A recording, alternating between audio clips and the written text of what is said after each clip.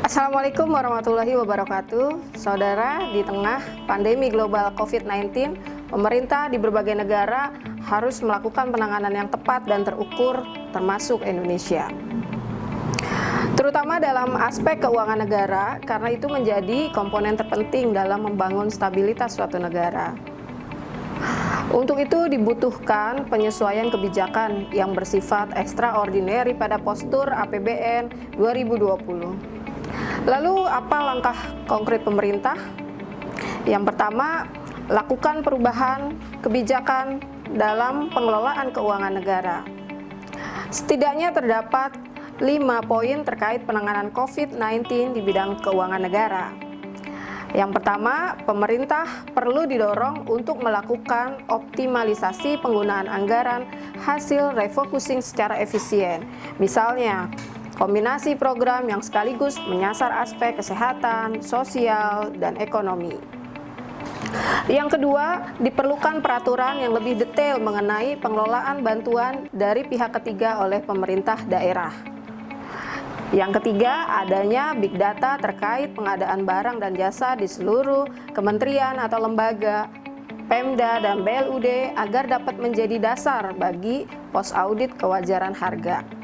Yang keempat, pemerintah perlu menetapkan ukuran kinerja keberhasilan penanganan darurat dan PSBB mulai dari tujuan, outcome, output, hingga ke proses. Dan yang kelima, adanya sinergi auditor eksternal dan pengawas internal dalam rangka melakukan pengawalan dan post-audit setelah penanganan COVID-19 dengan menggunakan time frame kondisi yang sinkron. Kelima aspek ini mutlak diperlukan karena penanganan pandemi COVID-19 menggunakan dana yang sangat besar.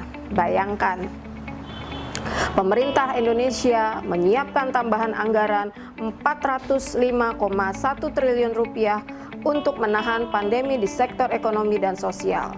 Wow, sungguh angka yang fantastis, bukan? Langkah yang kedua, ada mitigasi resiko fraud.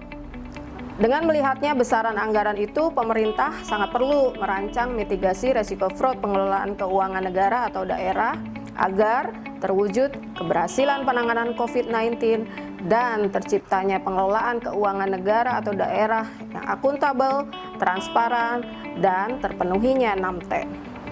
Tepat secara kuantitas, tepat secara kualitas, tepat biaya, tepat waktu, tepat penyedia, dan tepat sasaran. Di Provinsi DKI Jakarta sendiri, anggaran yang dialokasikan untuk penanganan COVID-19 mencapai 3 triliun rupiah.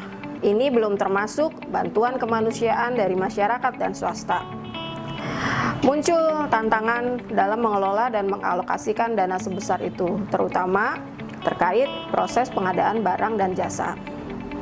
Langkah yang ketiga itu ada manajemen risiko. Di sini pemerintah perlu menyusun manajemen risiko dengan terlebih dahulu melakukan identifikasi risiko, memitigasi risiko pertanggungjawaban dalam rangka good governance. Melakukan perubahan, pendekatan, dan penyediaan strategi lebih dini bagi auditor dalam pengujian akuntabilitas keuangan negara selama COVID-19. Akhirnya, hajat hidup rakyat harus menjadi prioritas secara cepat.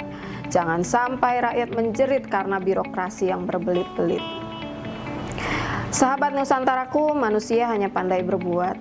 Selanjutnya, pasrah kepada Sang Maha Rahmat. Di tengah pandemi global yang begitu dahsyat, semoga negara ini selamat.